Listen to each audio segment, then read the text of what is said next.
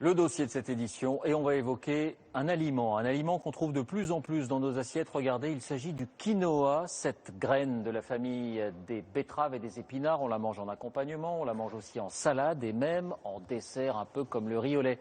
Mais d'où vient le quinoa? Comment et dans quelles conditions est-il cultivé, récolté? Envoyés spéciaux en Bolivie, Marisburgo, Laurent Desbois. Ce sont les femmes de l'Altiplano, ces terres boliviennes perchées à 4000 mètres d'altitude. Et aujourd'hui, elles accueillent un Français.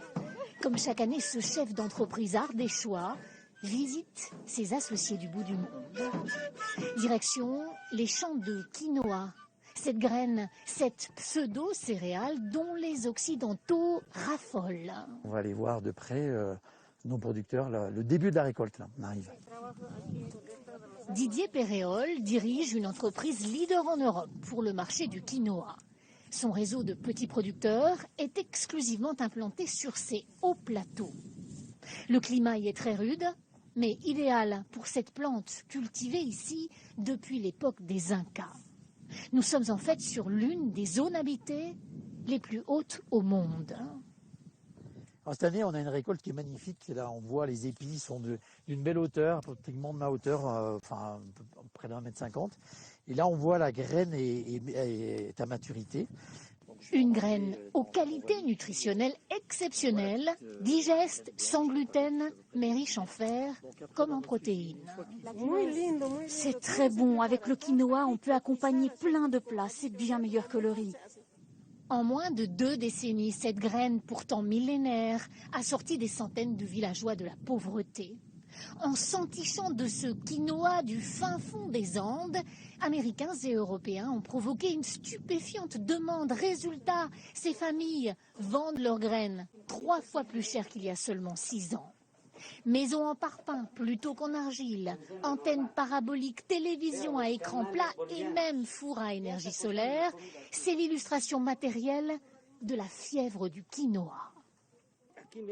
Là, vous voyez, c'est une tête de lama qui est en train de cuire. On la mangera ce soir.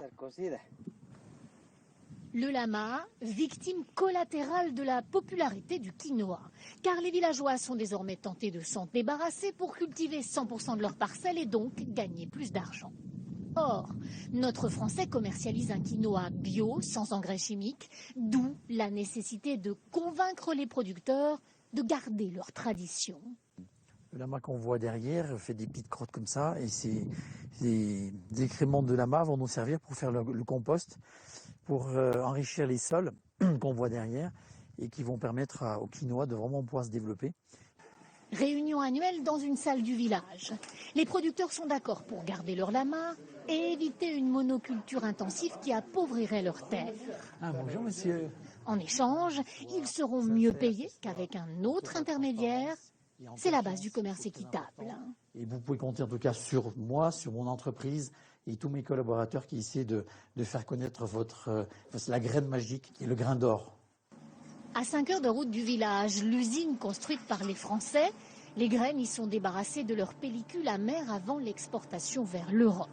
Il y a 20 ans, seulement 500 kilos de quinoa quittaient chaque semaine ces installations. Maintenant, c'est 4 conteneurs tous les 8 jours. Malheureusement, le miracle ne durera pas. De plus en plus de pays, dont la France, commencent à cultiver leur propre quinoa. Mais la variété la plus noble reste pour l'instant celle de l'Altiplano, au cœur de la cordillère des Andes. Du cinéma pour terminer avec un film précédé d'un bouche à oreille flatteur.